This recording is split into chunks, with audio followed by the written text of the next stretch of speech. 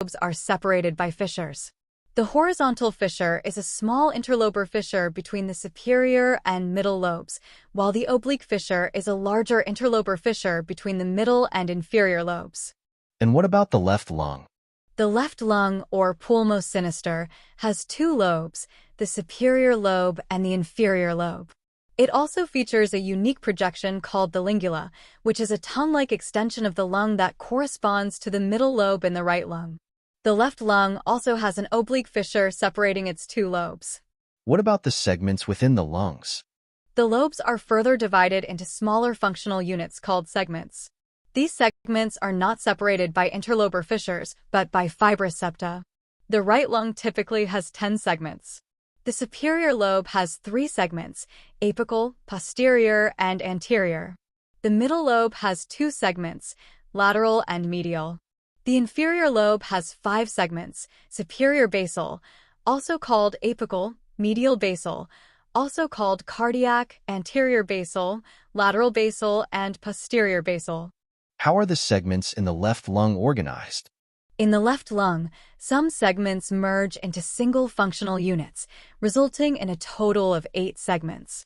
The superior lobe includes the apico-posterior, anterior, superior lingular, and inferior lingular segments. The inferior lobe consists of the superior basal, medial basal, anterior basal, lateral basal, and posterior basal segments. Why is it important to know the segmental arrangement of the lungs? Understanding the segmental arrangement is crucial for several reasons. When planning lung resections, which involve removing diseased lung tissue, surgeons need to know the precise layout to preserve as much healthy tissue as possible. It's also essential for bronchoscopy, a procedure to explore the inner parts of the airways and detect abnormalities like foreign bodies or tumors. Additionally, precise localization of tumors relies on this detailed anatomical knowledge. How are these segments supplied with blood and air? Each lung segment is supplied by its own segmental bronchus and a segmental pulmonary artery. This ensures that each segment can function somewhat independently. However, the pulmonary veins do not strictly follow this segmental pattern and tend to run in a different direction. The segments are conical in shape, with the apex pointing towards the hilum, the central part of the lung where the bronchus, arteries, and veins enter and exit. What about the lymphatic drainage and overall structure within a segment? At the center of each segment, you'll find the bronchus, a branch of the pulmonary artery, a branch of the bronchial artery, which supplies nutrients, and the central lymphatic drainage. The periphery of each segment is surrounded by a fibrous septum, and around the septum, you'll find branches of the pulmonary veins and peripheral lymphatic drainage. This is incredibly detailed. Why is this level of detail necessary? This detailed understanding is crucial for accurately diagnosing and treating various lung conditions. For instance, during a bronchoscopy or surgical procedure, knowing the precise anatomy helps avoid complications and ensures the best outcomes for patients. Could you explain the different parts of the lungs? Certainly. Let's break it down. The apex of the lung, or apex pulmonis, is the topmost part. The lung surface facing the mediastinum, called the facies pulmonalis, is where the lung connects to the mediastinum via the hilum. The hilum is an essential area as it includes the bronchus, pulmonary arteries, pulmonary veins, bronchial arteries, nerves, lymphatic vessels, and nodes. Interestingly, on the right side, the bronchus is situated highest, whereas on the left side, the pulmonary artery is the highest structure. What are the other surfaces of the lung? The facies costalis is the largest surface, and it lies adjacent to the ribs. Then we have the facies diaphragmatica, which is the surface that rests on the diaphragm. The base of the lung, or basis pulmonis, is close to the diaphragm as well. Are there any variations in lung structure? Yes, the lungs can exhibit certain variations. For instance, a tracheal bronchus, which is rare in humans, supplies the upper lobe of either the right or left lung and originates directly from the trachea.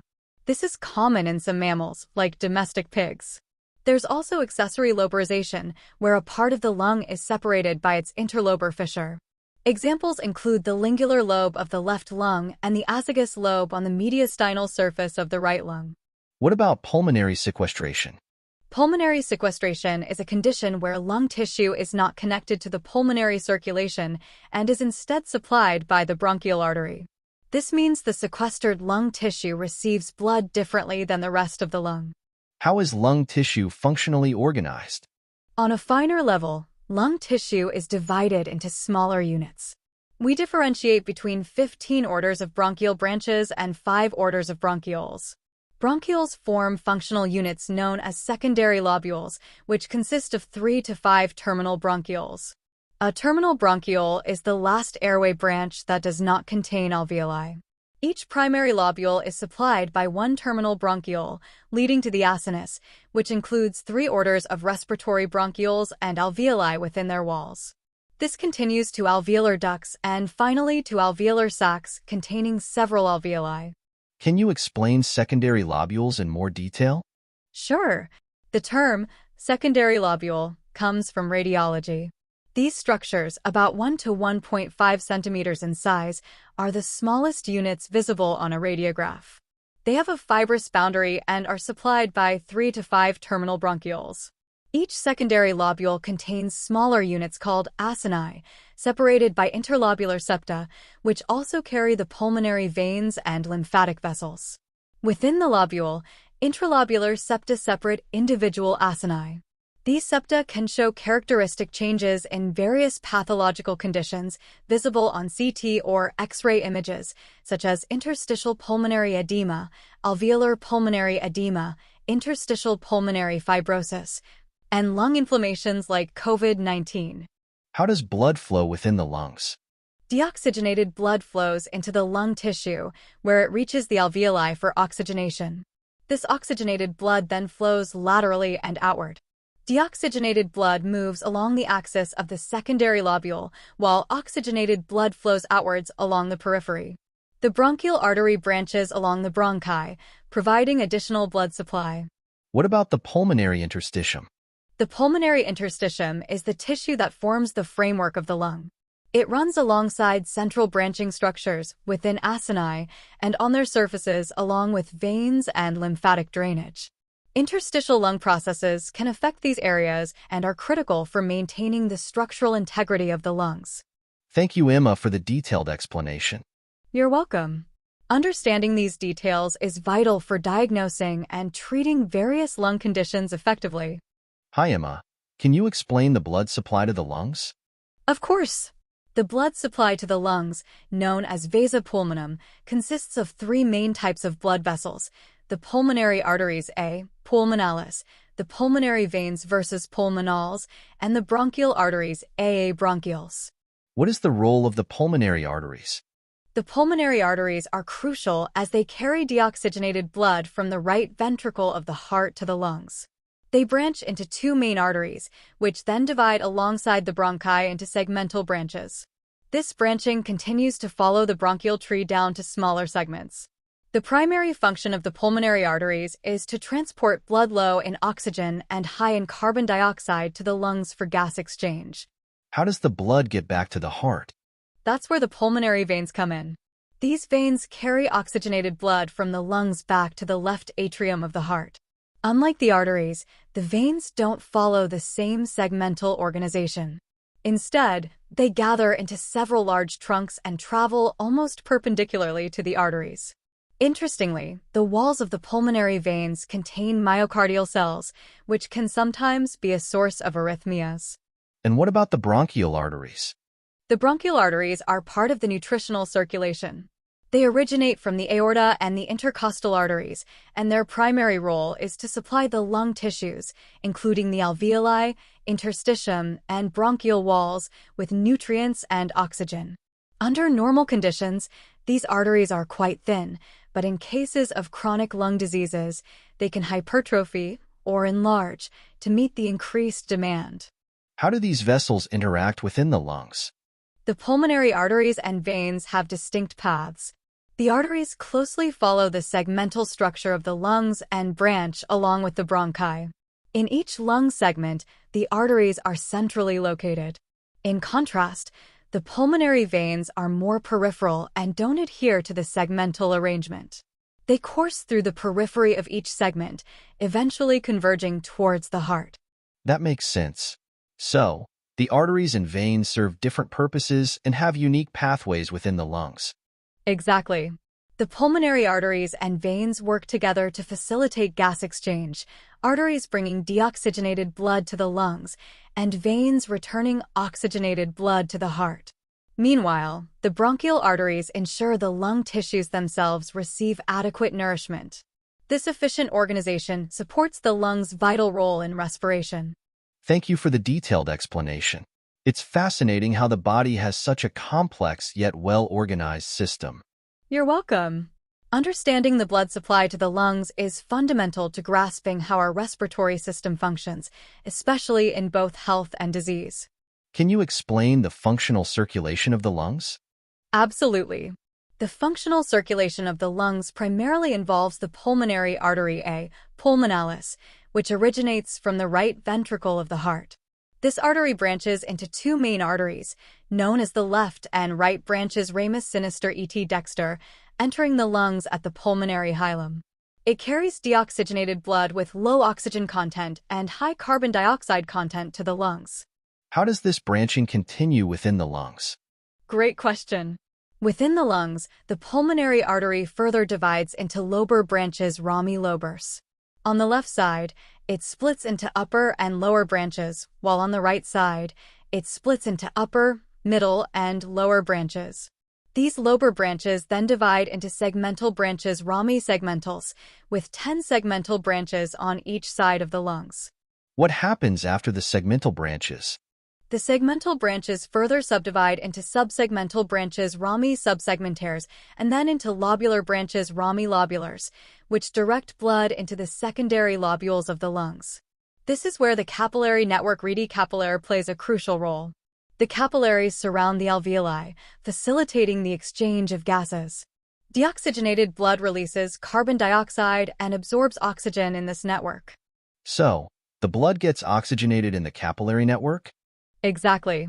Once the blood is oxygenated, it flows from the capillaries into the interlobular septum and then collects into the pulmonary veins V, pulmonalis, which return the oxygenated blood to the left atrium of the heart from the dorsal side. What about the nutritional circulation of the lungs? The nutritional circulation is handled by the bronchial arteries A, bronchialis.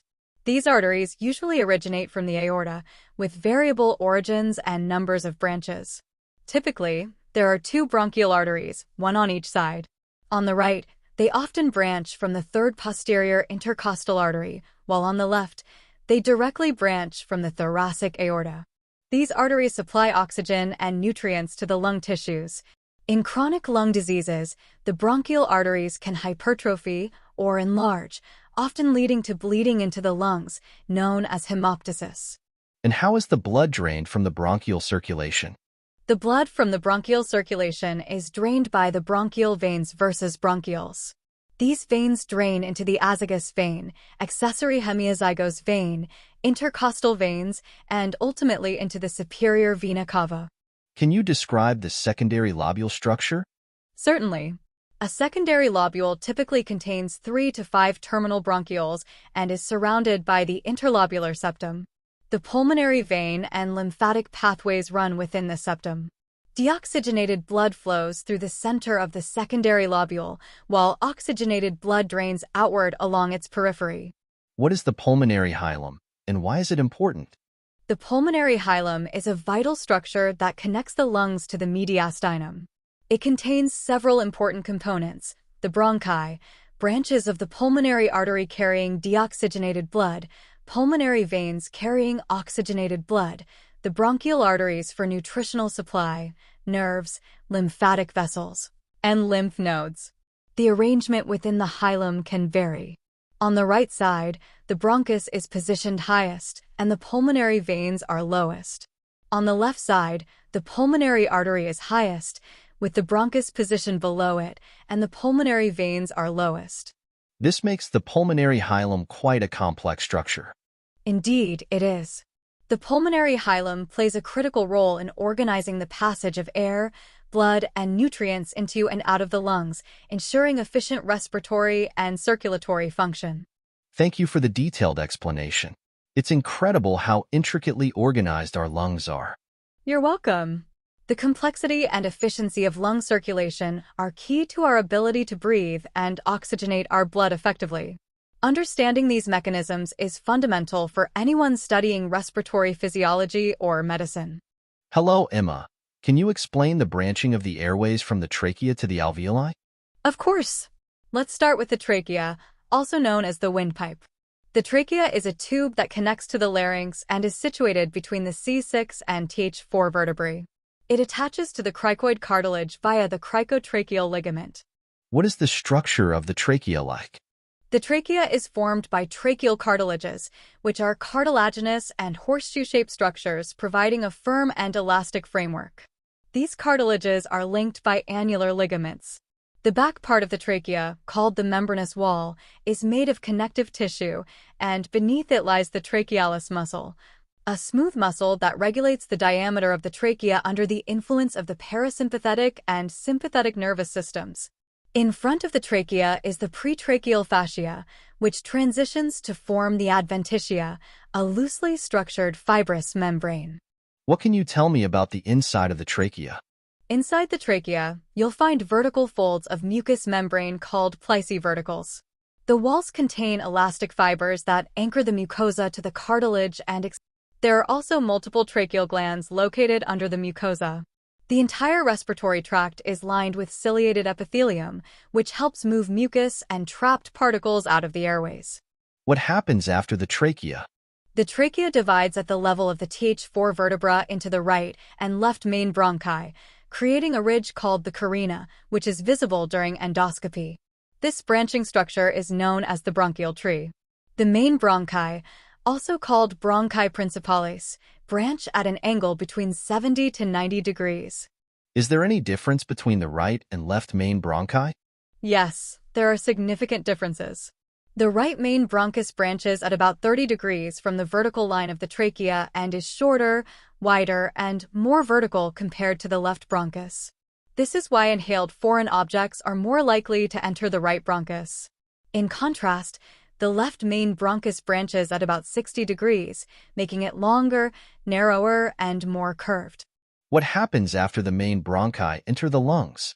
Upon entering the lungs at the hilum, the main bronchi divide dichotomously, meaning each bronchus splits into two.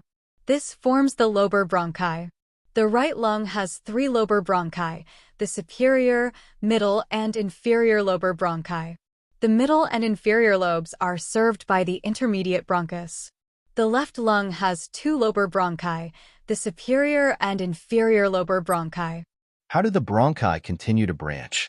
The lobar bronchi further divide into segmental bronchi, with each lung having 10 segmental bronchi that supply specific lung segments. For example, the right upper lobe has 3 segments, apical, dorsal, and anterior. The bronchi continue to branch multiple times, around 18 to 20 times, becoming progressively smaller. What are these smaller bronchi called? The smaller branches are called subsegmental bronchi, which further divide into even smaller branches known as lobular bronchi. Each of these branches continues to split until they reach the alveoli, where gas exchange occurs. Thank you for explaining the branching of the airways from the trachea to the alveoli. You're welcome. Understanding the structure and branching of the airways is fundamental for comprehending how air reaches the alveoli, where oxygen is exchanged for carbon dioxide in our blood. Can you explain the structure and branching of the bronchi? Certainly. Let's begin with the wall of the bronchi. The bronchi have 3 main layers, the mucosa, the muscular layer, and the fibrocartilaginous layer. What can you tell me about the mucosa? The mucosa is lined with ciliated columnar epithelium and contains glands and lymphatic follicles. These cilia help move mucus and trapped particles out of the airways, keeping them clear. How about the muscular layer? The muscular layer is situated in the middle and plays a crucial role in regulating the diameter of the bronchi. This smooth muscle layer contracts and is influenced by both the parasympathetic and sympathetic nervous systems. Parasympathetic stimulation causes bronchoconstriction, narrowing the airways, while sympathetic activation leads to bronchodilation, widening the airways. The regulation is most significant in bronchi smaller than 1 millimeter in diameter. What about the fibrocartilaginous layer? The fibrocartilaginous layer is the outermost layer. In larger bronchi, such as those at the segmental level, it consists of cartilage arches similar to those in the trachea. In bronchi larger than 1 millimeter, it has supportive plates within the branching structure. In bronchi smaller than 1 millimeter, cartilage is absent, and the wall is composed only of the muscular layer and connective tissue. What is the terminal branching of the bronchi like? The terminal bronchioles are the smallest branches of the bronchi, with a diameter of about 1 millimeter. The terminal bronchioles are even smaller, at 0.5 millimeters in diameter. They consist only of a muscular layer that forms a spiral band. These are the last of the typical bronchioles, lined with ciliated epithelium that transitions to cuboidal epithelium in the periphery and lack bronchial glands and goblet cells. What comes after the terminal bronchioles? Beyond the terminal bronchioles, we enter the respiratory zone, starting with the acinus. Each acinus corresponds to one terminal bronchiole and contains 3 orders of respiratory bronchioles. These respiratory bronchioles have alveoli in their walls where gas exchange begins. The acini are separated by intralobular septa. What are the respiratory bronchioles? From each terminal bronchiole, 2 respiratory bronchioles arise. These short tubes contain collagen and elastic fibers along with smooth muscle cells in their middle layer. Alveoli are already present in their walls, marking the beginning of the gas exchange process. What about the ductus alveolaris? The respiratory bronchioles branch into 2 to 10 alveolar ducts, called ductili alveolars. These ducts have increasing numbers of alveoli in their walls as they progress and are lined with flat epithelium. They eventually end in a structure called an atrium. Can you explain the atrium? The atrium is a short passageway that marks the end of the terminal bronchioles. It's the last part where muscle fibers are present, and it transitions into the alveolar sacs, or saculi alveolars. What are the saculi alveolars? The saculi alveolars are clusters of alveoli, with about 10 alveoli per sacculus. These alveoli are spherical outpouchings where gas exchange occurs. In humans, there are approximately 300 to 400 million alveoli, providing a total respiratory surface area of about 80 square meters. How do the alveoli function in gas exchange? The alveoli have thin walls lined with a single layer of flat epithelium, which facilitates the diffusion of gases. Oxygen passes from the alveoli into the blood in the capillaries, and carbon dioxide moves from the blood into the alveoli to be exhaled. This exchange occurs across a double layer, the alveolar epithelium and the capillary endothelium. Are there any special features in the alveoli?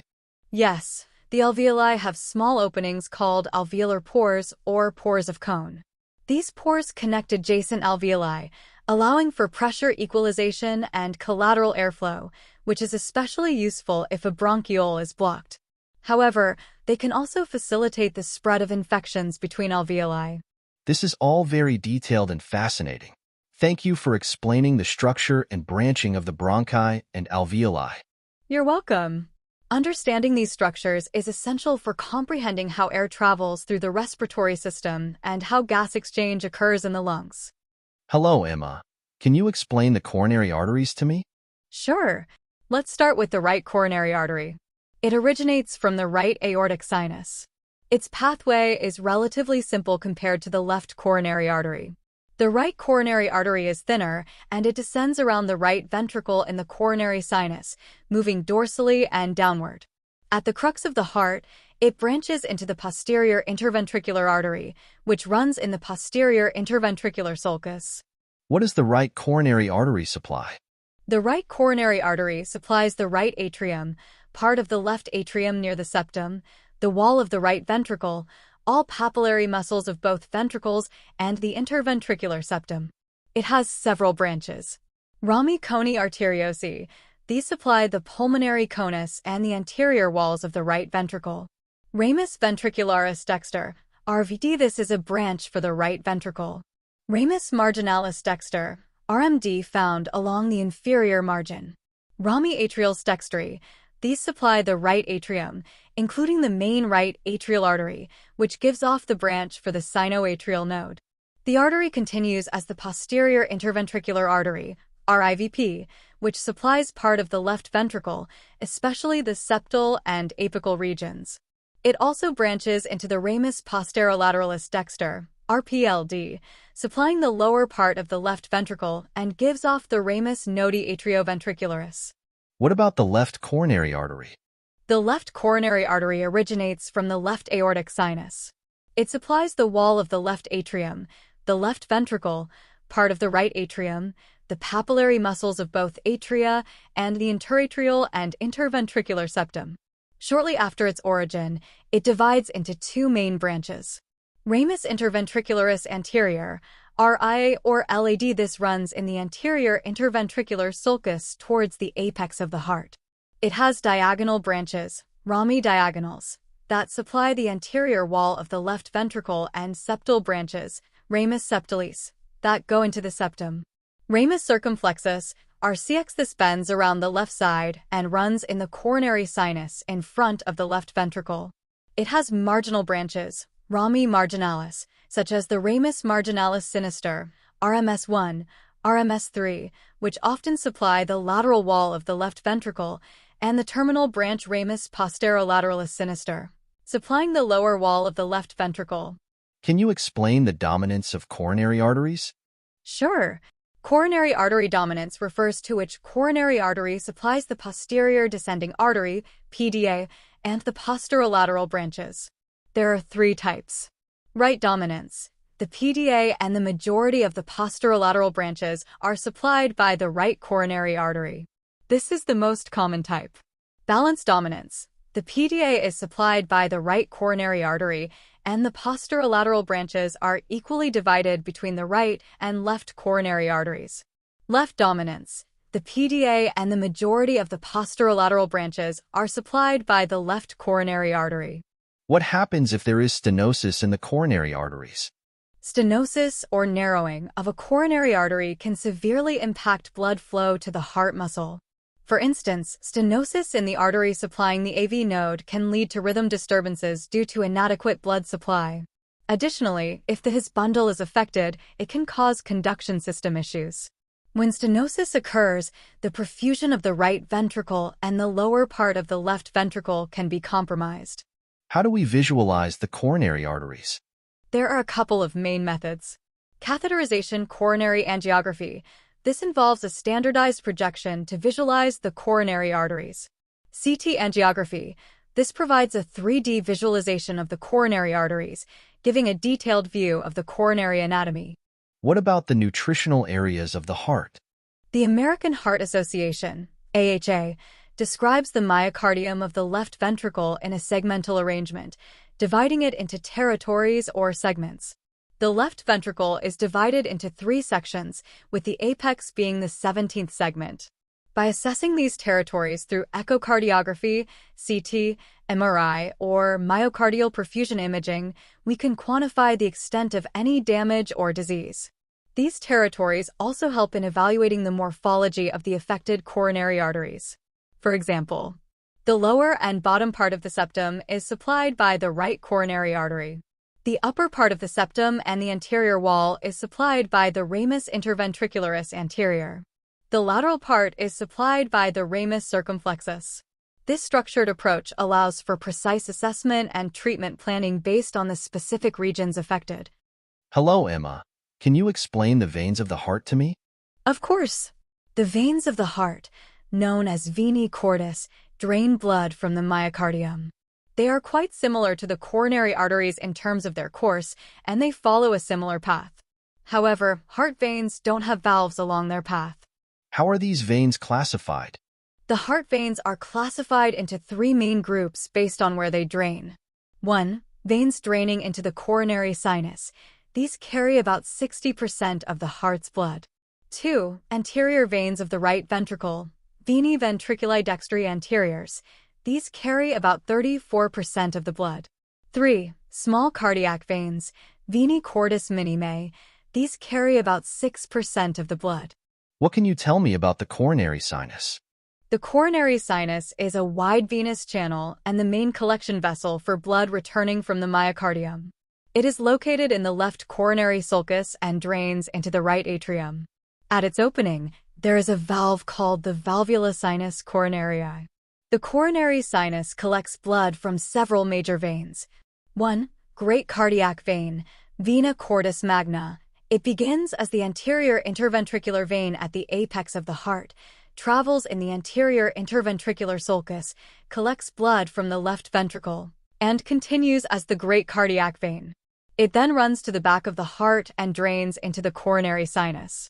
2. Middle cardiac vein, vena cordis media. It starts at the apex of the heart, travels in the posterior interventricular sulcus, and drains into the coronary sinus before it opens into the right atrium. 3. Small cardiac vein, vena cordis parva. It starts along the inferior margin of the right ventricle as the marginal vein, runs in the right coronary sulcus between the right atrium and ventricle, and drains into the coronary sinus. What about the veins of the right ventricle and the smallest cardiac veins? The anterior veins of the right ventricle, venae ventriculi dextri anteriors, are 2 to 4 veins on the front side of the right ventricle. They run from the apex towards the coronary sulcus and drain directly into the right atrium independently. They do not follow a common path with other veins and can sometimes drain into the small cardiac vein.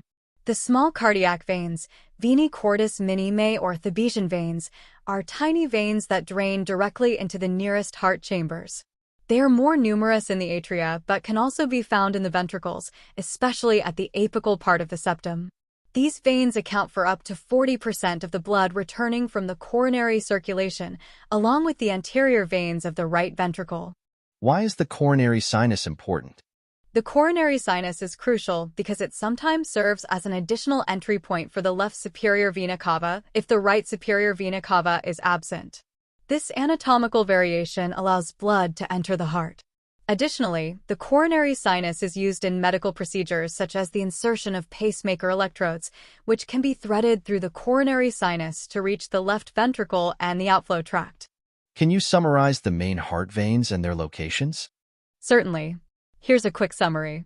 1. Anterior interventricular vein, V. Interventricularis anterior, runs in the anterior interventricular sulcus. 2. Great cardiac vein, V. Cordis magna, runs in the anterior interventricular sulcus and then in the left coronary sulcus. 3. Coronary sinus, located in the left coronary sulcus, draining into the right atrium. 4. Middle cardiac vein, V. Cordis media, runs in the posterior interventricular sulcus. 5. Small cardiac vein, V. Cordis parva, runs in the right coronary sulcus. 6. Anterior veins of the right ventricle, versus anteriors ventriculi dextri, drain directly into the right atrium. 7. Smallest cardiac veins, versus minime or Thebesian veins, drain directly into the nearest heart chamber. These veins all play vital roles in draining deoxygenated blood from the myocardium back into the heart for reoxygenation. Hi, Emma. Could you explain the heart's conduction system? Of course. The heart's conduction system is crucial for understanding heart rhythm disorders. It's made of specialized myocardium, which is insulated from the rest of the working myocardium. This system is specialized in signal transmission. How do these cells work? The cells of the conduction system have the ability for spontaneous diastolic depolarization of their cytoplasmic membranes. This change in the membrane generates an action potential, which spreads from cell to cell at communication contact points. The timing of these electrical activities can be recorded by an electrocardiograph, producing a curve known as an electrocardiogram or ECG. What influences the speed and frequency of these signals? The speed of conduction and the frequency of impulses are increased by sympathetic stimulation and decreased by parasympathetic stimulation. What about the nodes involved in this system? There are 2 main nodes. The first is the sinoatrial node, or SA node, which is the primary pacemaker of the heart. It's located at the opening of the superior vena cava on the crista terminalis, a ridge that separates the sinus venosus from the main atrial chamber. This node generates signals at a rate of 60 to 80 impulses per minute, known as the sinus rhythm. The frequency can increase or decrease depending on factors like physical exertion and temperature. How do the impulses travel from the SA node? The impulses spread from the SA node to the atrioventricular node, or AV node, primarily through the internodal pathways. These pathways consist of closely packed cardiomyocytes in the right atrium, facilitating the transmission of the impulse between the SA and AV nodes and between the right and left atria. What is the role of the AV node? The AV node acts as the secondary pacemaker. It's located at the apex of Koch's triangle, near the opening of the coronary sinus, just below the fossa ovalis. Here, the impulse transmission slows down, with a frequency of 40 to 50 beats per minute. If the primary pacemaker fails, or there's uncoordinated impulse transmission, the AV node takes over, creating a slower rhythm called nodal rhythm. What happens next in the conduction pathway? From the AV node, the signal moves to the atrioventricular bundle, also known as the His bundle. This bundle passes through the right fibrous triangle of the heart skeleton, splitting into the right and left bundle branches, or Tawara branches. The right bundle branch is a direct continuation of the His bundle, consisting of working myocardial cells and fewer Purkinje fibers, while the left branch forms a fan-like structure composed mainly of Purkinje fibers. Can you tell me more about Purkinje fibers? Purkinje fibers run subendocardially within the muscle layer just beneath the endocardium. Jan Purkine discovered this conduction system. These fibers ensure synchronized contraction of the myocardial cells by transmitting impulses efficiently. The conduction system is designed for one-way signal transmission due to the connective tissue surrounding the fibers, providing insulation from the rest of the myocardium. How do nerves influence heart function? The heart is innervated by the autonomic nervous system, but it can function independently due to the myocardium's inherent activity. Parasympathetic activity decreases heart rate and contraction strength, causing coronary artery constriction. Signals are transmitted to the heart via the vagus nerve, with branches running along the carotid artery to the aortic arch. Excessive vagus nerve stimulation, especially in individuals with narrowed coronary arteries, can lead to vagal death. And the sympathetic nervous system? The sympathetic nervous system increases heart rate and contraction strength, dilating coronary arteries through circular muscle fibers. There are 3 levels of cardiac nerves: superior cardiac nerve from the superior cervical ganglion, middle cardiac nerve from the middle cervical ganglion, and inferior cardiac nerve from the cervicothoracic ganglion, stellate ganglion. Pain from myocardial ischemia is often referred to the T1, T4 dermatomes, causing pain on the ulnar side of the forearm and hand. What about the pericardium? The pericardium receives innervation from the phrenic nerve, which runs anterior to the lung hilum. Its main root supply is from C4, which can cause pain that radiates to the lower extremity. Thank you for the detailed explanation. You're welcome. Understanding the heart's conduction system is fundamental in diagnosing and managing cardiac conditions. Hello, Emma. Could you explain the structure and function of heart valves? Absolutely. Heart valves, or valvae cordis, play a crucial role in ensuring one-way blood flow through the heart chambers. Let's dive into their anatomy and function. Heart valves consist of fibrous leaflets covered by endocardium, attaching to the fibrous rings of the heart skeleton. They are stronger in the atria than in the ventricles, particularly robust in the left side of the heart. How do atrioventricular valves differ from semilunar valves? Atrioventricular valves, found between the atria and ventricles, prevent blood backflow into the atria during ventricular contraction, systole. Their closure marks the first heart sound, audible due to their fibrous ring support and chordae tendineae, which anchor to papillary muscles to prevent valve inversion. What about semilunar valves? Semilunar valves, located at the exits of the ventricles and the great arteries, include the aortic and pulmonary valves. They consist of 3 cusps that prevent blood from flowing back into the ventricles during relaxation, diastole. Their closure produces the second heart sound. How do these valves function mechanically? Each semilunar cusp is reinforced internally by fibrous tissue and forms a half-moon shape that ensures tight closure against the vessel walls. They open when ventricular pressure exceeds arterial pressure and close when ventricular pressure drops post-contraction. Could you explain the differences between the tricuspid and mitral valves? The tricuspid valve, between the right atrium and right ventricle, has 3 leaflets, anterior, septal, posterior, while the mitral valve, between the left atrium and left ventricle, has 2, anterior and posterior. Both are vital in maintaining unidirectional blood flow through the heart. Are there any clinical implications related to heart valves? Indeed, conditions like valvular stenosis or regurgitation can occur, affecting valve function. For instance, mitral valve prolapse or aortic stenosis can lead to inefficient blood flow and may require surgical intervention to repair or replace the affected valve. What additional structures support valve function? The heart's fibrous skeleton, composed of dense connective tissue, provides structural support for the valves and attachment points for cardiac muscle. This arrangement ensures the coordinated opening and closing of valves throughout the cardiac cycle. Thank you for explaining that. Could you summarize the main points about heart valves?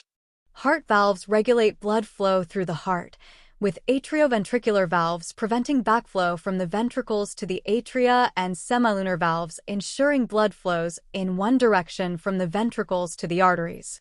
Their proper function is essential for maintaining cardiac output and overall cardiovascular health. What is the role of the heart skeleton cordis? The heart skeleton provides essential support, ensuring the heart stays compact during its movements and experiences less mechanical strain. It consists of dense fibrous tissue and includes various fibrous rings known as annuli fibrosi.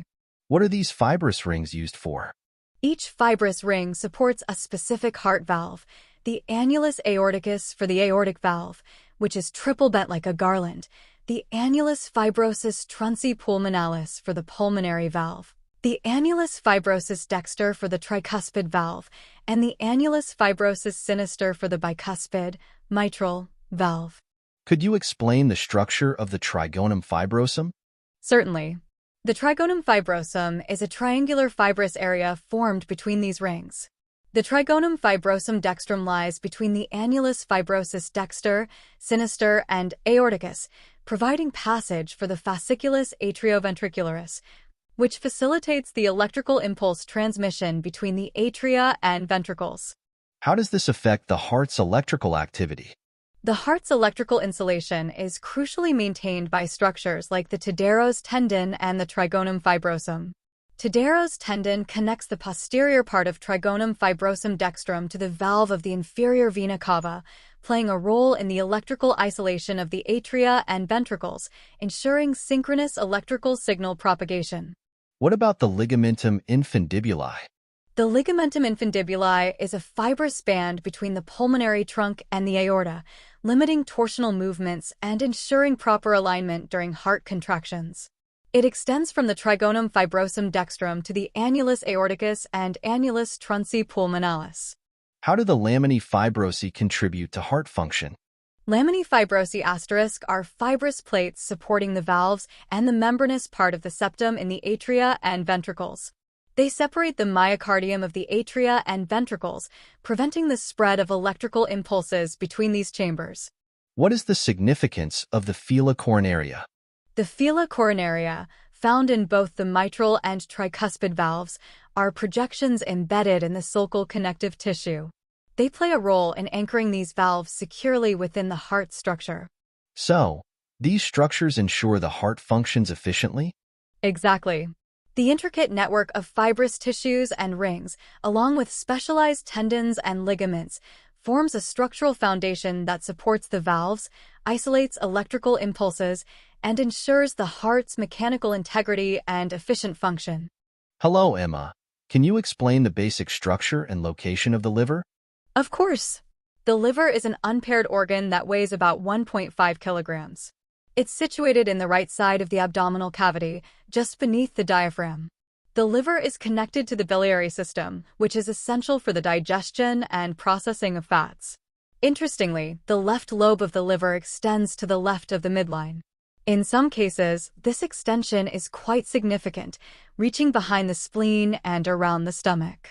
What are the firmly fused parts of the liver? The liver has a few areas that are firmly fused.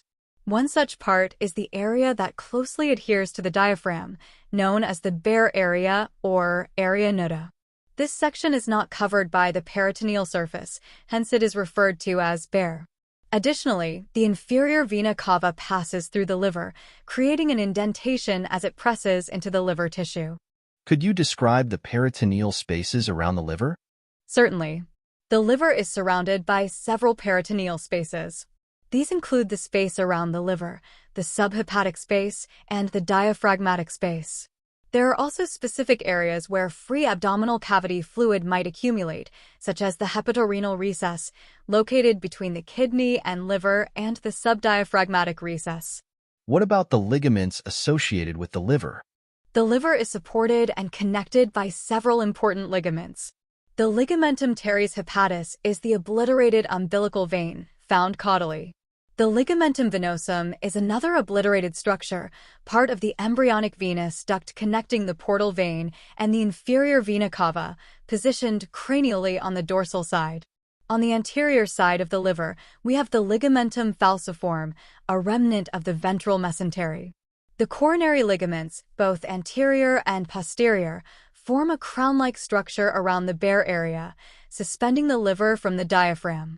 On the sides, the triangular ligaments converge with the coronary ligaments, creating a duplicature.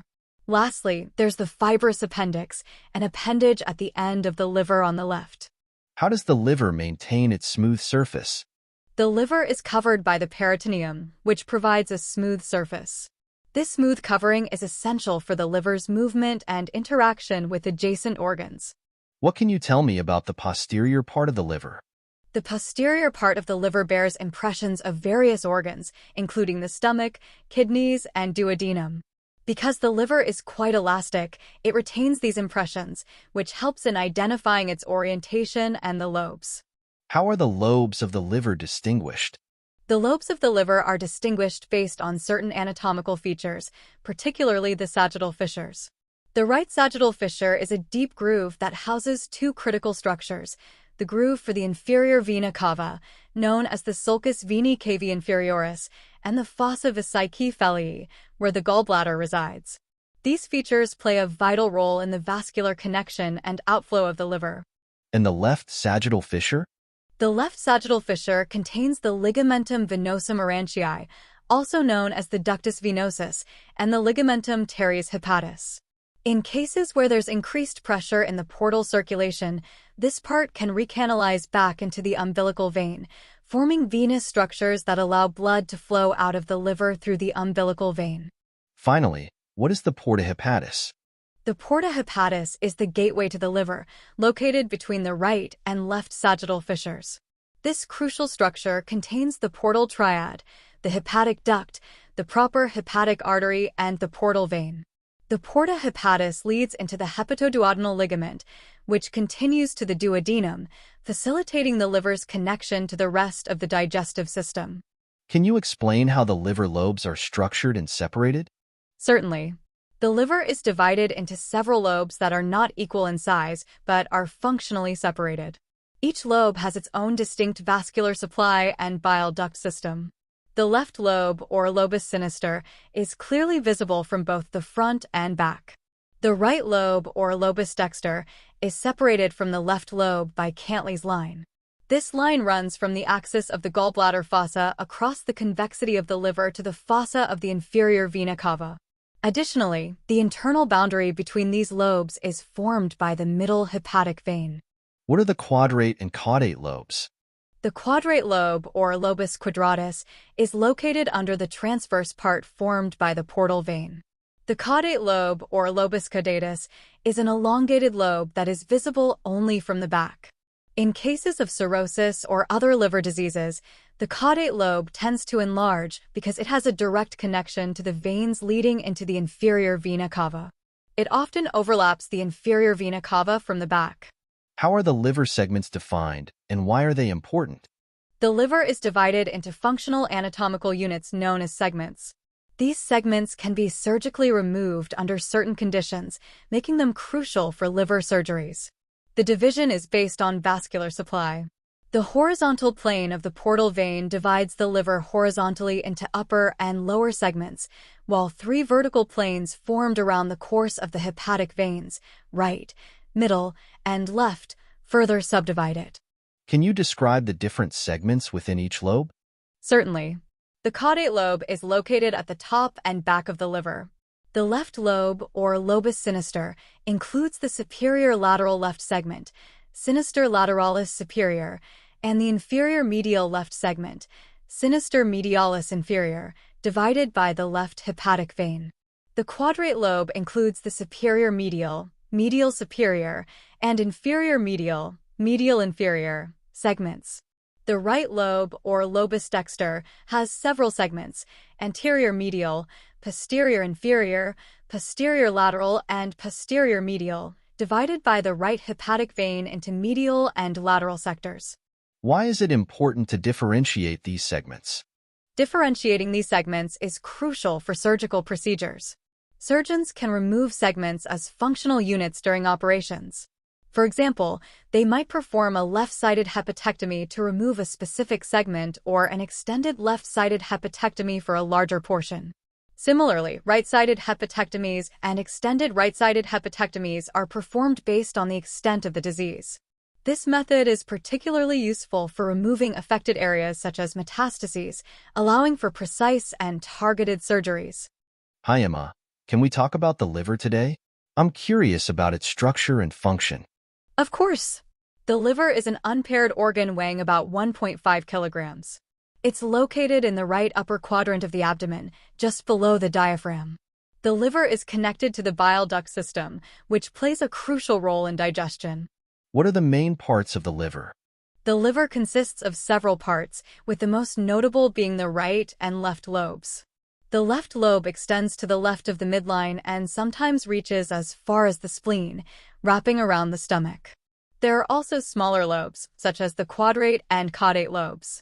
How are these lobes different from each other?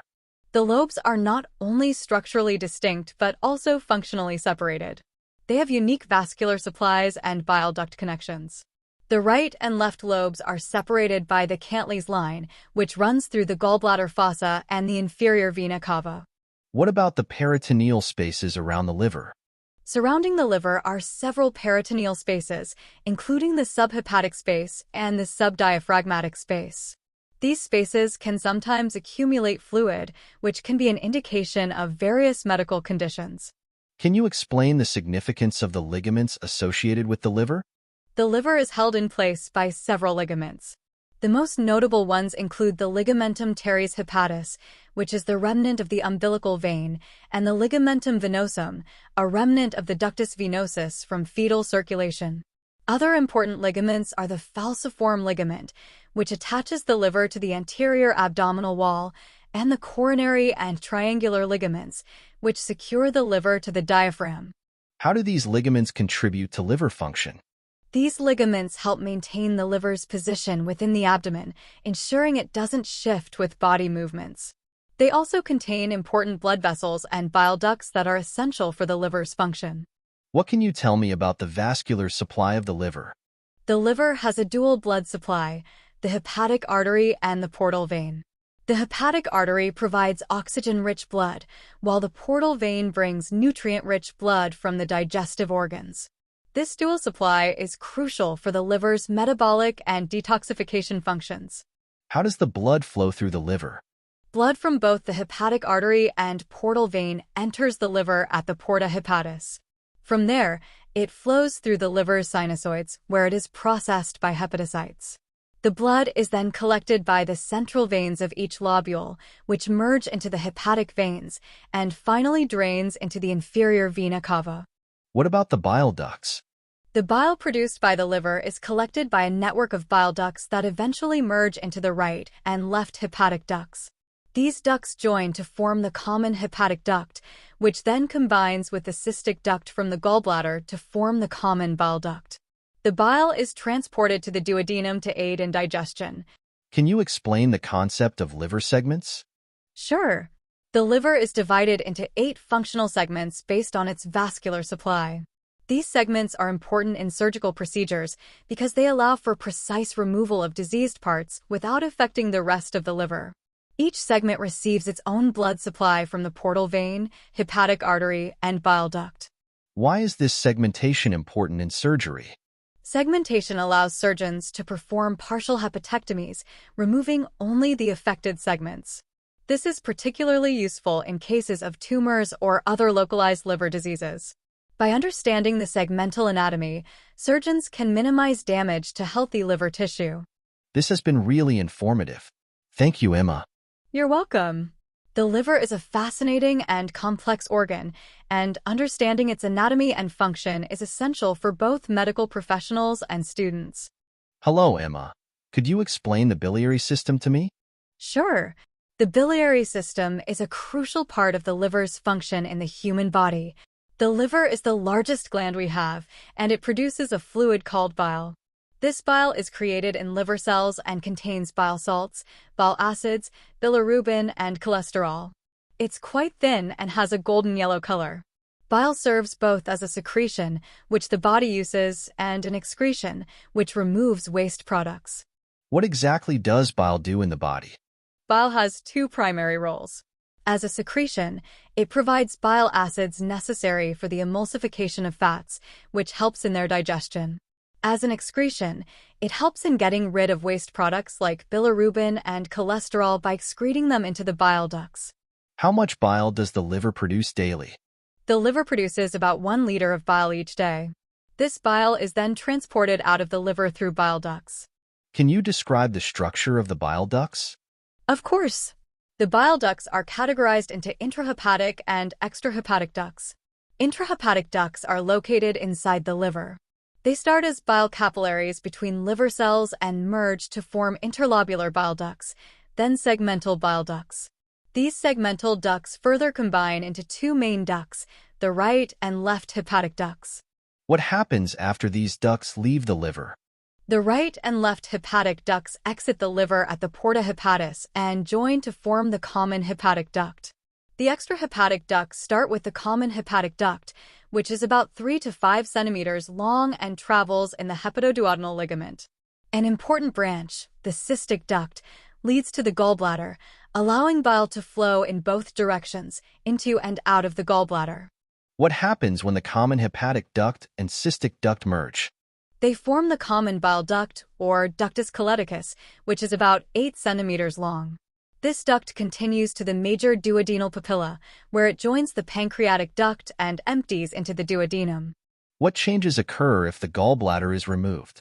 When the gallbladder is removed, a procedure known as cholecystectomy, the cystic duct is no longer present, and the common bile duct is referred to as the hepatocholecticus. Can you explain the variability in the biliary system? Yes, the biliary system can vary significantly among individuals. For example, about 60% of people have a classical anatomy of intrahepatic bile ducts. However, others might have trifurcation where the right, left, and quadrate ducts enter the common hepatic duct separately, or unique ducts for certain liver segments. This variability is important to know, especially before surgeries like gallbladder removal, to avoid accidentally tying off important bile ducts. How do doctors visualize these ducts before surgery? There are several methods to image the bile ducts. Endoscopic retrograde cholangiopancreatography, ERCP, and magnetic resonance cholangiopancreatography, MRCP, are common techniques used to understand the biliary anatomy before operations. What about the extrahepatic bile ducts during surgery? The relationships of the extrahepatic bile ducts to nearby blood vessels are very important during surgery. For example, the cystic artery, which supplies the gallbladder, must be carefully managed. There's also a known anatomical variation called Jortso's crook, where the right bile duct loops around the middle segment of the portal vein. Are there any other important variations to consider? Yes, the cystic duct's point of origin can vary. Sometimes it arises close to the right hepatic duct or has a deep origin, looping behind the main bile duct. Understanding these variations is crucial for surgeons to avoid complications during procedures. Could you explain the structure and function of the gallbladder? Certainly. The gallbladder, or vesica is a muscular and hollow organ shaped like a pear, measuring about 8 to 12 centimeters in length with a capacity of approximately 50 milliliters. It's situated in the fossa vesicae of the liver. What are the different layers of the gallbladder? The gallbladder is composed of several layers. 1. Tunica serosa *. This is the peritoneal covering of the gallbladder, consisting of a single layer of flat epithelial cells. 2. Tela subserosa *. This layer of connective tissue lies beneath the serosal epithelium. 3. Tunica muscularis *. The muscular layer of the gallbladder wall. 4. Tunica mucosa *. The mucous membrane of the gallbladder, covered by a single layer of columnar epithelial cells. 5. Plici-mucosae *. These are mucosal folds that create a ridged appearance. What are the different parts of the gallbladder? The gallbladder is divided into three main parts. 1. Fundus vesicae biliaris *. The bottom or fundus of the gallbladder. 2. Corpus vesicae biliaris *. The body of the gallbladder. 3. Column vesicae biliaris *. The neck of the gallbladder, which connects to the cystic duct. What is the function of the cystic duct? The cystic duct connects the gallbladder to the common bile duct. It has a spiral fold known as the plica spiralis, which allows bile to flow in both directions, but can also hinder the passage of gallstones. How does the neck of the gallbladder function? In the neck of the gallbladder, bile is concentrated by absorbing water. However, this can sometimes lead to the crystallization of certain elements in bile, such as cholesterol and bilirubin, forming gallstones. What happens when gallstones form? Gallstones, or concretions, can vary in size. Small stones may travel through the cystic duct into the duodenum and be expelled from the body. However, they can also get lodged along the way, causing intense pain known as biliary colic due to spasms of the smooth muscle. Larger stones often cannot pass through the cystic duct, leading to obstruction, gallbladder enlargement, and possibly chronic inflammation. How is the gallbladder's blood supply managed during surgery? During gallbladder surgery, critical structures like the cystic duct and the cystic artery must be carefully ligated. The cystic artery typically branches from the right hepatic artery. However, its origin can vary significantly, sometimes arising from the gastroduodenal artery, the celiac trunk, or the left hepatic artery. Understanding these variations is crucial to avoid mistakenly clipping other important vessels. How does the lymphatic drainage of the gallbladder work? The lymphatic drainage of the gallbladder follows the bile ducts and eventually reaches lymph nodes along the portal vein, including hepatic nodes, superior pyloric nodes, celiac nodes, and right cardiac nodes. These lymph nodes can be affected if there are issues with bile drainage or if there are accessory vessels running to the liver. Thank you for listening. If our podcast has been valuable to you, we would greatly appreciate it if you could leave us a 5-star rating and write a review on Spotify and Apple Podcasts, or subscribe, like, and share on our YouTube channel. Your support helps us greatly with discoverability. We hope to see you soon. Hello, Emma.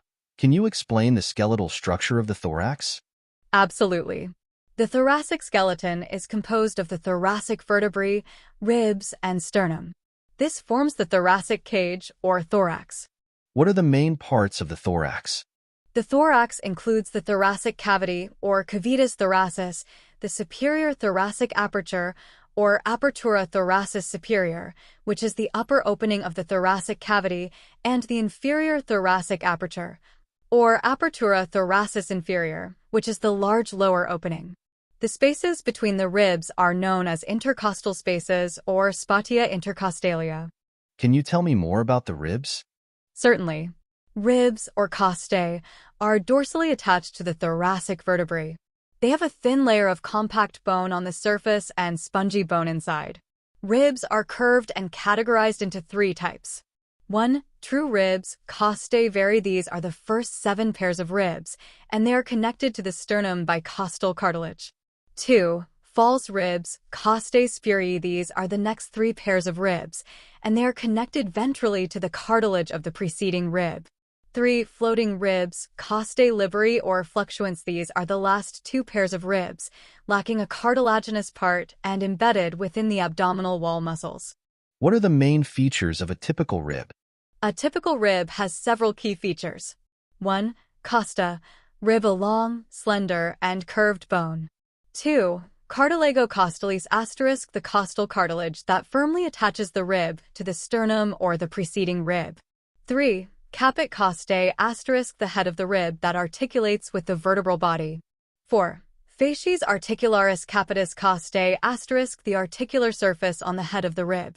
5. Crista capitis costae * the crest that divides the rib into two surfaces. 6. Column costae * the neck of the rib, separating the head from the rib's body. 7. Tuberculum costae * the tubercle that articulates with the transverse process of the vertebra. 8. Corpus costae * the body of the rib. 9. Crista costae * the sharp lower edge of the rib. 10. Sulcus costae * the groove along the rib. 11. Angulus costae * the area of the rib where it curves more sharply. 12. Facies articularis tuberculi costae * the articular surface on the rib's tubercle. What are some specifics about the first and second ribs? The first rib, or costa prima, is broader, shorter, and has a single curve with a prominent tubercle. It also features the sulcus arteriae subclavii, which is a groove for the subclavian artery. The second rib, or costa secunda, is longer and includes the tuberositas musculi serrati anterioris, a rough area for the attachment of the serratus anterior muscle. What about the sternum? The sternum, or breastbone, is composed of three parts. 1. Manubrium sterni * the broadest part of the sternum, featuring the incisura jugularis, a notch that borders the jugular fossa, and the paired incisura clavicularis, concave articular surfaces for the clavicles. 2. Corpus sterni * the body of the sternum, which connects to the manubrium through cartilage or synostosis. It has incisurae costalis, notches on its sides for rib attachment. 3. Processus xiphoideus * the xiphoid process, which is the cartilaginous or ossified lower part of the sternum. How do the ribs articulate with the sternum? The ribs connect to the sternum through the articulatio capitis costae, where the head of the rib fits into the costal notches, or incisurae costalis, of the sternum. This articulation allows for the movement and flexibility necessary for respiration. Thank you for listening.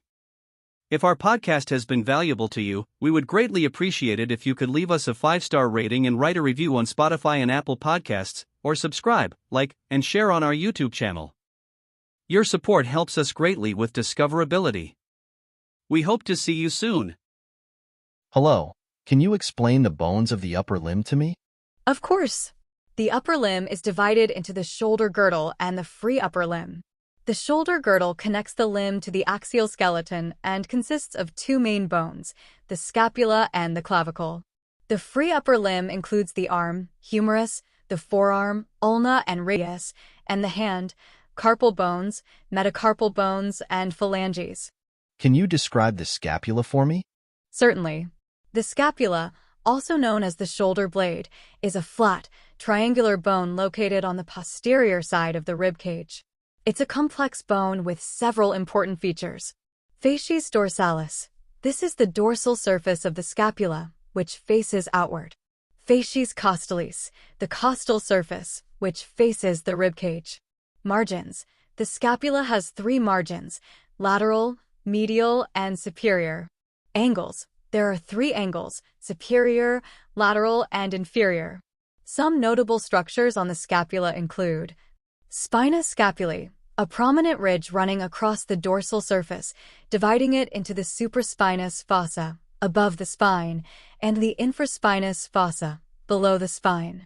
Acromion, an extension of the spine that forms the highest point of the shoulder, which articulates with the clavicle. Coracoid process, a hook-like projection that serves as an attachment site for muscles such as the pectoralis minor and the biceps brachii. Glenoid cavity, a shallow, concave structure that articulates with the head of the humerus to form the shoulder joint. What about the clavicle? The clavicle, or collarbone, acts as a strut between the scapula and the sternum, providing support and stability to the shoulder. Key features include sternal end. This end articulates with the manubrium of the sternum, forming the sternoclavicular joint. Acromial end. This end articulates with the acromion of the scapula, forming the acromioclavicular joint. Superior and inferior surfaces. The superior surface is smoother, while the inferior surface has ridges and grooves for muscle and ligament attachments. Anterior and posterior margins. The margins serve as attachment sites for muscles like the deltoid and trapezius. Costoclavicular ligament attachment. This is a roughened area near the sternal end for ligament attachment. Conoid tubercle, located near the acromial end. This is the attachment site for the conoid ligament, part of the coracoclavicular ligament. Can you explain the humerus? The humerus is the long bone of the upper arm and plays a crucial role in the function and movement of the upper limb. The proximal end of the humerus features head, a rounded, smooth structure that fits into the glenoid cavity of the scapula, forming the shoulder joint. Greater tubercle, a large, prominent area on the lateral side of the humerus, serving as an attachment site for the supraspinatus, infraspinatus, and teres minor muscles. Lesser tubercle, located on the anterior side, it's the attachment site for the subscapularis muscle. Intertubercular sulcus, bicipital groove, a groove between the greater and lesser tubercles, where the tendon of the long head of the biceps brachii runs. Anatomical neck, just below the head, it's a common site for fractures. Surgical neck, a narrow area below the tubercles, also a frequent fracture site. The shaft of the humerus has deltoid tuberosity, a roughened area on the lateral side for the attachment of the deltoid muscle. Radial groove, a shallow groove on the posterior side, accommodating the radial nerve and deep brachial artery. The distal end includes capitulum, a round, smooth structure on the lateral side that articulates with the head of the radius. Trachea, a spool-shaped structure on the medial side that articulates with the trochlear notch of the ulna. Medial and lateral epicondyles, projections on either side of the distal humerus for muscle attachment. The medial epicondyle is larger and serves as the attachment site for the flexor muscles of the forearm, while the lateral epicondyle is for the extensor muscles. What about the radius and ulna? The radius and ulna are the two bones of the forearm. The radius is located on the lateral side, thumb side, and the ulna is on the medial side, pinky side. Radius. Head, a disc-shaped structure that articulates with the capitulum of the humerus and the radial notch of the ulna. Neck, just below the head, providing a slight narrowing. Radial tuberosity, a roughened area on the medial side for the attachment of the biceps brachii tendon. Shaft, slightly curved with interosseous borders facing the ulna. Distal end, includes the styloid process, a bony projection on the lateral side, and the carpal articular surface, which articulates with the carpal bones to form part of the wrist joint. Ulna. Olecranon, the prominent, pointed bone at the elbow's back, forming the elbow's bony tip. Trochlear notch, a large, curved area that articulates with the trochlea of the humerus. Coronoid process, a projection on the anterior side, just below the trochlear notch. Radial notch, a small, shallow notch on the lateral side that articulates with the head of the radius. Shaft, long and slightly curved with interosseous borders facing the radius. Distal end, features the head, which is smaller than the proximal end, and the styloid process, a pointed structure for ligament attachment. How are the bones of the hand structured? The hand is a complex structure composed of 3 groups of bones. Carpal bones, 8 small bones arranged in 2 rows. These bones are essential for the wrist's complex movements. Proximal row, from lateral to medial scaphoid, lunate, triquetrum, and pisiform. Distal row, from lateral to medial trapezium, trapezoid, capitate, and hamate. Metacarpal bones, 5 bones forming the palm. Each metacarpal bone has a base, shaft, and head. The bases articulate with the carpal bones, and the heads articulate with the proximal phalanges of the fingers. First metacarpal, associated with the thumb and is the shortest and thickest. Second to fifth metacarpals vary in length and thickness. Phalanges, 14 bones in the fingers. Each finger has 3 phalanges, proximal, middle, and distal, except for the thumb, which has only 2, proximal and distal. What about the joints of the upper limb? The upper limb joints allow a wide range of movements essential for various activities. Shoulder joint, glenohumeral joint, a ball and socket joint allowing a wide range of movements, including flexion, extension, abduction, adduction, internal and external rotation, and circumduction. It's supported by several muscles, including the rotator cuff muscles, ligaments, and the labrum, a fibrocartilaginous structure that deepens the glenoid cavity. Elbow joint, a hinged joint formed by 3 articulations. Humerulnar joint, between the trochlea of the humerus and the trochlear notch of the ulna. Humeroradial joint, between the capitulum of the humerus and the head of the radius. Proximal radioulnar joint, between the head of the radius and the radial notch of the ulna, allowing pronation and supination of the forearm.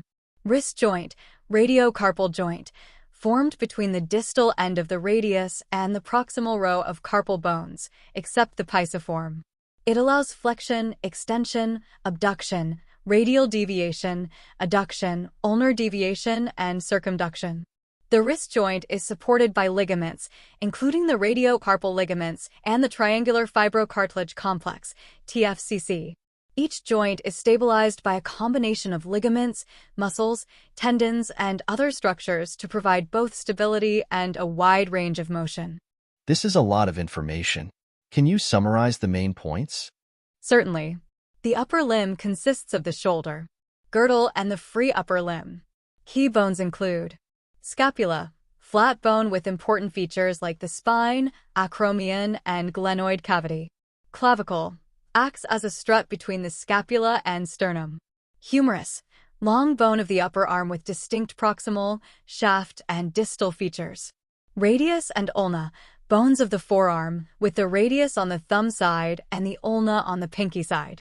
Hand bones, comprising carpal bones, wrist, metacarpal bones, palm, and phalanges, fingers. Joints of the upper limb include the shoulder, elbow, and wrist joints, each allowing a range of movements necessary for daily activities. Thank you. This was very informative. You're welcome. Understanding the anatomy of the upper limb is crucial for diagnosing and treating injuries effectively. Don't hesitate to ask if you have more questions. Thank you for listening. If our podcast has been valuable to you, we would greatly appreciate it if you could leave us a 5-star rating and write a review on Spotify and Apple Podcasts, or subscribe, like, and share on our YouTube channel. Your support helps us greatly with discoverability. We hope to see you soon. Hi, Emma. Could you explain the basic structure of the pelvis and how it relates to the lower limbs? Of course. The pelvis, or os coxae, is formed by the fusion of 3 bones, the ilium, ischium, and pubis. Together, these form a single pelvic bone on each side.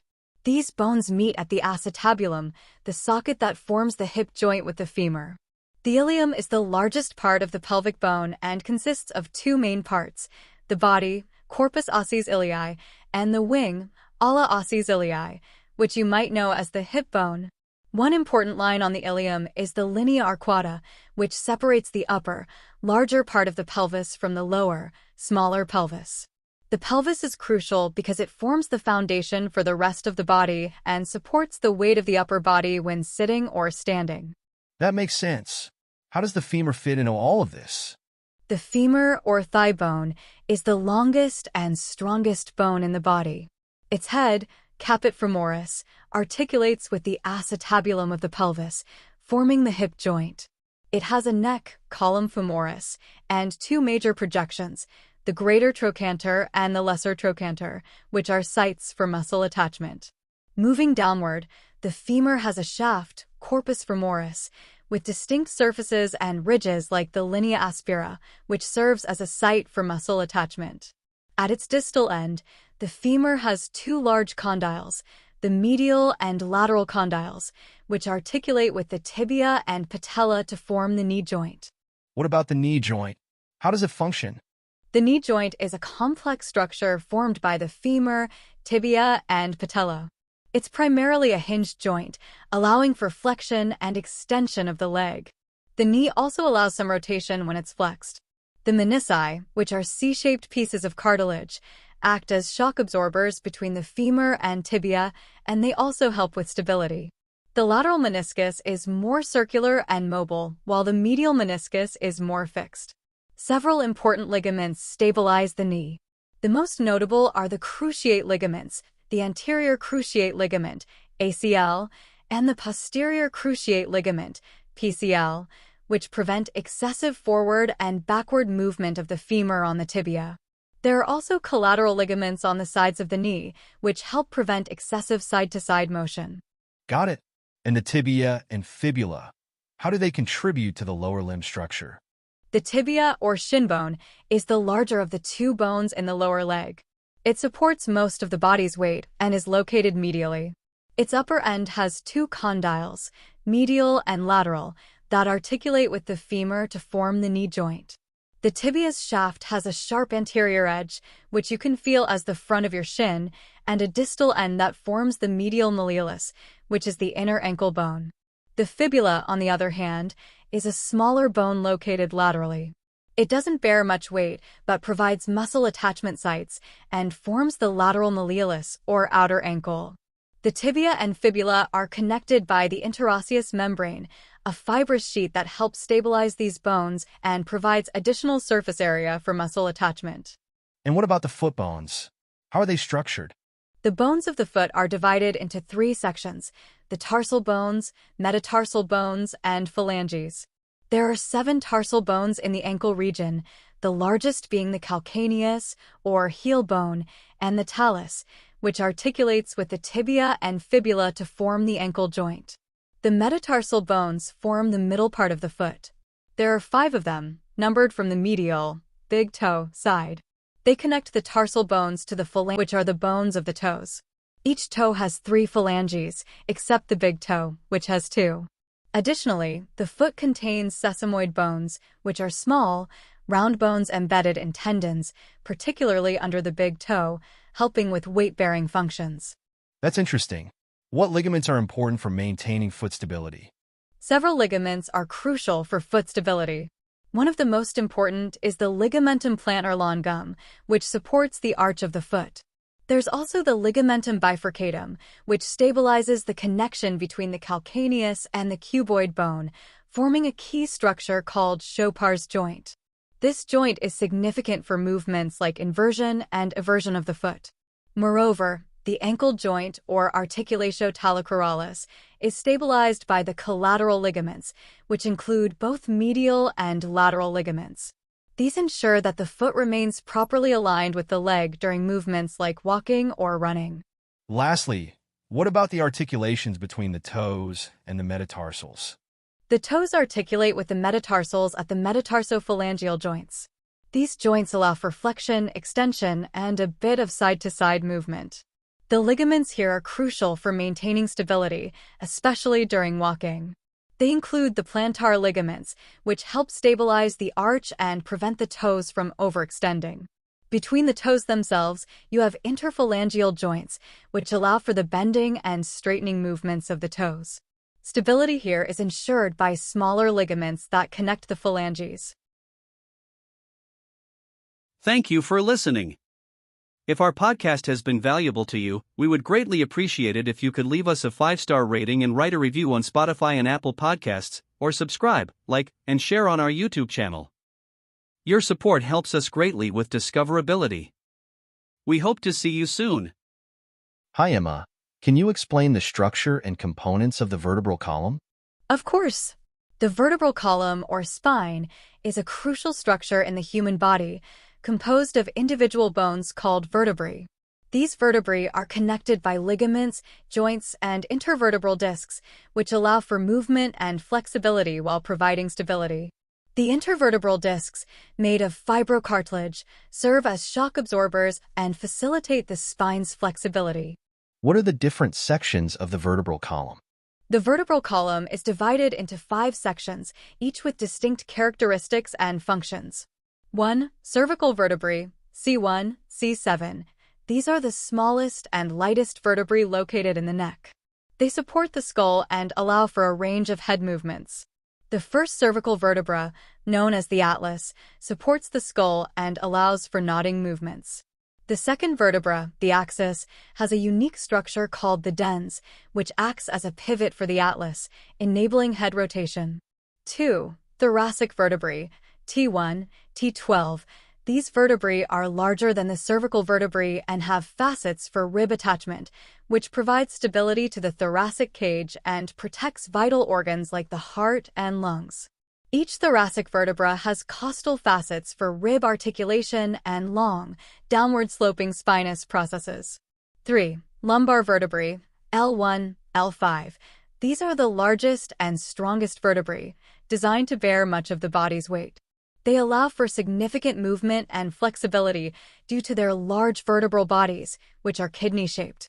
The lumbar vertebrae have short, stout spinous processes for muscle attachment and a triangular vertebral foramen to accommodate the lumbar enlargement of the spinal cord. 4. Sacrum, S1, S5. The sacrum consists of 5 fused vertebrae that form a triangular bone connecting the spine to the pelvis. It supports the weight of the upper body when standing and walking.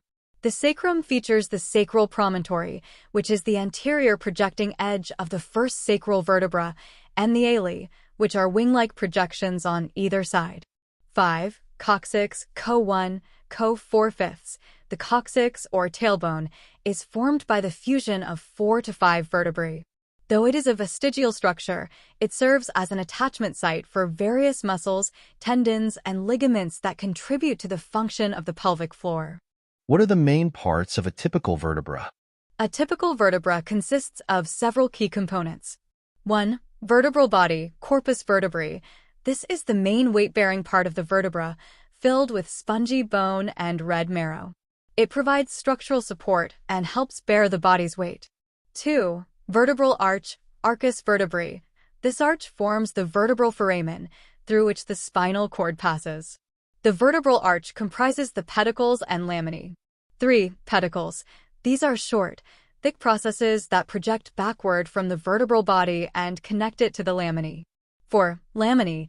These are flat plates of bone that form the posterior part of the vertebral arch, completing the vertebral foramen. 5. Processes. These include the spinous process, transverse processes, and articular processes. The spinous process projects dorsally from the junction of the laminae, the transverse processes extend laterally, and the articular processes project upward and downward to articulate with adjacent vertebrae. Can you elaborate on the specific features of the cervical vertebrae? Certainly. The cervical vertebrae have unique features to support their function. Atlas C1. It has no body or spinous process. Instead, it consists of an anterior and posterior arch and large lateral masses. The atlas supports the skull, allowing for nodding movements. It articulates with the occipital condyles of the skull via the superior articular surfaces. Axis C2. It features the dens, a peg-like structure that projects upward and acts as a pivot for the atlas, allowing for head rotation. The dens is secured by ligaments that prevent excessive movement. C7. Vertebra prominence. It has a long, prominent spinous process that is easily palpable through the skin. This vertebra serves as an important anatomical landmark. What about the thoracic vertebrae? The thoracic vertebrae are adapted to support the ribs and protect the organs of the chest. Each thoracic vertebra has costal facets. These are smooth surfaces on the vertebral body and transverse processes where the ribs attach. Long spinous processes. These processes point downward and overlap each other to some extent, providing additional stability to the thoracic spine. And the lumbar vertebrae? The lumbar vertebrae are robust structures designed to bear the body's weight and enable movement. They have large vertebral bodies. These are kidney-shaped and designed to support significant weight. Short, stout spinous processes. These processes provide attachment sites for the muscles of the lower back. Triangular vertebral foramen. This shape accommodates the lumbar enlargement of the spinal cord. What is the sacrum, and what are its functions? The sacrum is a triangular bone at the base of the spine, formed by the fusion of 5 sacral vertebrae. It connects the spine to the pelvis through the sacroiliac joints. Key features include promontory. the anterior projecting edge of the first sacral vertebra. Ale, wing-like projections on either side that articulate with the ilium of the pelvis. Foramina, these openings allow nerves and blood vessels to pass through. The sacrum provides structural support and stability to the pelvis and contributes to the formation of the pelvic cavity. Finally, what about the coccyx? The coccyx, or tailbone, is the terminal part of the vertebral column, composed of 4 to 5 fused vertebrae. Although vestigial, it serves as an attachment site for various muscles, tendons, and ligaments that contribute to the function of the pelvic floor. The coccyx helps to support and stabilize a person when they are sitting. Thank you, Emma. This detailed explanation really helps in understanding the complex structure of the vertebral column. Thank you for listening. If our podcast has been valuable to you, we would greatly appreciate it if you could leave us a 5-star rating and write a review on Spotify and Apple Podcasts, or subscribe, like, and share on our YouTube channel. Your support helps us greatly with discoverability. We hope to see you soon. Hi, Emma. Can you explain the different muscle groups in the upper limb? Certainly. The upper limb muscles are divided into several groups based on their location and function. Let's go through each of these groups. Let's start with the shoulder muscles. What can you tell me about them? The shoulder muscles, or musculi humeri, surround the shoulder joint and attach to the proximal end of the humerus. Key muscles here include the rotator cuff muscles, which are crucial for shoulder stability and movement. The rotator cuff consists of rotator cuff muscles, supraspinatus, origin, supraspinous fossa of the scapula, insertion, greater tubercle of the humerus, function, abduction of the arm at the shoulder joint, innervation, suprascapular nerve, C5, C6, infraspinatus, origin, infraspinous fossa of the scapula, insertion, greater tubercle of the humerus, function, external rotation of the arm, innervation, suprascapular nerve, C5, C6, teres minor, origin, lateral border of the scapula, insertion, greater tubercle of the humerus, function, external rotation of the arm, innervation, axillary nerve, C5, C6, subscapularis, origin, subscapular fossa of the scapula, insertion, lesser tubercle of the humerus, function, internal rotation of the arm, innervation, upper and lower subscapular nerves, C5, C6. What about the muscles of the arm? The muscles of the arm, or musculi brachii, can be divided into anterior and posterior groups. Anterior group. Biceps brachii. Origin. Long head, supraglenoid tubercle of the scapula. Short head, coracoid process of the scapula. Insertion, radial tuberosity and bicipital aponeurosis. Function, flexes the elbow and supinates the forearm. Innervation, musculocutaneous nerve, C5, C6. Brachialis. Origin, anterior surface of the humerus. Insertion, coronoid process and ulnar tuberosity. Function, primary flexor of the elbow. Innervation, musculocutaneous nerve, C5, C6, and radial nerve, C7. Coracobrachialis. Origin, coracoid process of the scapula. Insertion, medial surface of the humerus. Function, flexes and adducts the arm. Innervation, musculocutaneous nerve, C5, C7. Posterior group. Triceps brachii. Origin, long head, infraglenoid tubercle of the scapula. Lateral head, posterior surface of the humerus, superior to the radial groove. Medial head, posterior surface of the humerus, inferior to the radial groove. Insertion, olecranon of the ulna. Function, primary extensor of the elbow. Innervation, radial nerve, C6, C8. Can you describe the muscles of the forearm? The forearm muscles, or musculi antebrachii, are categorized into anterior, lateral, and posterior groups. Anterior group. Superficial layer, originates from the medial epicondyle of the humerus. Flexor carpi radialis, flexes and abducts the wrist. Palmaris longus, tenses the palmar aponeurosis and flexes the wrist. Flexor carpi ulnaris, flexes and adducts the wrist. Pronator teres, pronates the forearm. Deep layer, includes muscles that flex the fingers. Flexor digitorum superficialis, flexes the middle phalanges of the fingers. Flexor digitorum profundus, flexes the distal phalanges of the fingers. Flexor pollicis longus, flexes the thumb.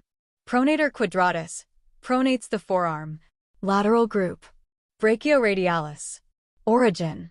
Lateral supracondylar ridge of the humerus. Insertion. Styloid process of the radius. Function. Flexes the elbow. Innervation. Radial nerve, C5, C6. Extensor carpi radialis longus and brevis, extend and abduct the wrist. Posterior group. Superficial layer, extends the wrist and fingers. Extensor digitorum, extends the fingers. Extensor digiti minimi, extends the little finger. Extensor carpi ulnaris, extends and adducts the wrist. Deep layer. Supinator, supinates the forearm.